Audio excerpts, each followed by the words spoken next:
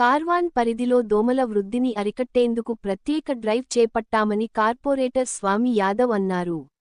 మూసీ నది పరివాహక ప్రాంతాల్లో గుర్రపుడెక్క తొలగింపు పనులు చేపట్టారు. తొలగించిన గుర్రపుడెక్కలను త్వరగా ఇక్కడి నుంచి తరలించాలని సిబ్బందికి సూచించారు. ఈ పనులు పూర్తయిన అనంతరం దోమల నివారణ ముందు పిచికారీ చేయాలని సూచించారు. చెట్ల మధ్య లోపలికి బాబు అలా జాగ్రత్త నవ్వినా ఉంటాం మళ్ళీ దూరం కొట్టాం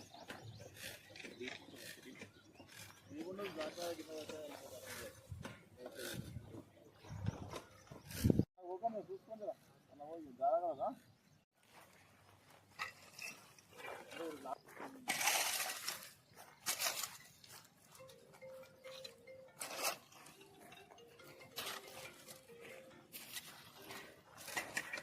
कचरा वाले नहीं आए